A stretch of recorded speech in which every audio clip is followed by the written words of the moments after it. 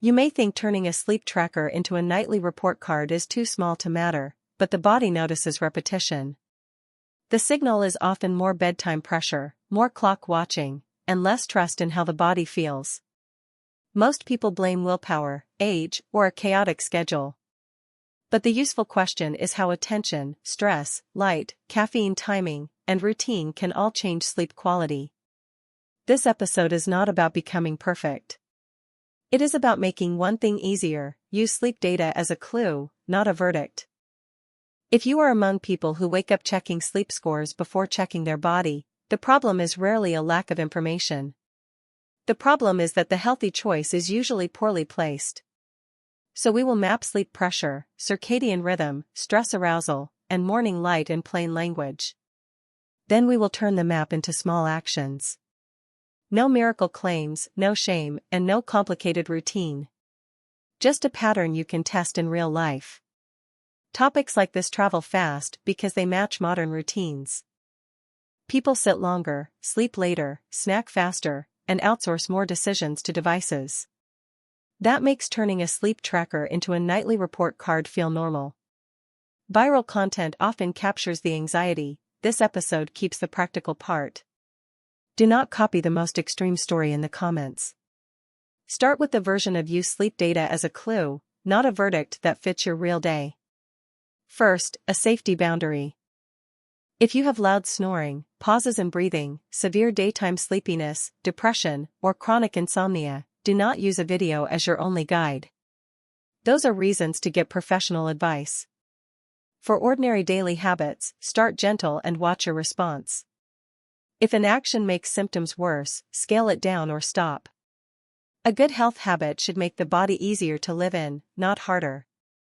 The body map for this episode is sleep pressure, circadian rhythm, stress arousal, and morning light. That matters because attention, stress, light, caffeine timing, and routine can all change sleep quality. One day may not tell you much. A repeated pattern tells you a lot more. When the pattern is turning a sleep tracker into a nightly report card, the body keeps practicing the same response. The goal is to interrupt that pattern with use sleep data as a clue, not a verdict. The first mistake is making the problem too narrow. You may only notice more bedtime pressure, more clock watching, and less trust in how the body feels. But symptoms often sit on top of several small inputs. Food, light, movement, stress, fluid, and timing can all change the result. That is why the goal is not to win a perfect score every night. The goal is to find a repeatable lever. The second mistake is waiting until the body complains loudly. By then, the pattern has already repeated many times. A huge rescue plan feels motivating for one day. A small prevention plan works better for a normal week. That is why the first lever is simple: look at weekly trends instead of one night. Lower the friction first, then improve the details. The third mistake is confusing tools with results. Apps, bottles, powders, watches, and reminders can be useful. But they do not replace the behavior itself. If a tool makes you anxious, it may move you away from the goal. Use data as a clue, not a verdict. The body responds to repeated care, not constant self-judgment. Step 1. Look at weekly trends instead of one night. Make the first version almost too easy. The point is not to impress anyone. The point is to give the body a new signal. A small signal repeated daily can beat an intense plan that disappears. Once the step is attached to your day, use sleep data as a clue, not a verdict has a place to live. The secret is placement. Put the action next to something you already do. A meal, a meeting, a kettle, a shower, or a morning alarm can become the trigger. When the trigger is clear, you do not have to negotiate with yourself. The routine becomes less dramatic and more automatic. That is exactly what ordinary health habits need. Step 2. Build a repeatable wind-down sequence. Many people make healthy actions too intense too soon. Then the habit becomes something the body wants to avoid. For this episode, gentle consistency matters more than dramatic effort. If the action leaves you worse, reduce the dose. The best daily version is the one you can repeat tomorrow. Use the conversation test. If you can still speak in short sentences, the intensity is usually more sustainable. You should feel nudged, not punished. A nudge is easier to repeat. Repeating the nudge is what changes the pattern. Do not chase a heroic day, build a normal week. Step 3. Move the phone and watch score away from the pillow. A busy day is not a failed day. It simply needs a smaller version of the habit. Short actions can still change the signal the body receives. Several small resets often fit better than one perfect block. The body cares that the pattern changed, not that it looked impressive. This is where people often underestimate tiny routines. 2 minutes can interrupt a long sedentary stretch. 3 minutes can separate a meal from a couch habit. One slow breath can mark the end of work mode. Small does not mean meaningless. Small means it has a chance to survive real life. Step 4. Use morning light and a stable wake time. Your environment will not always cooperate.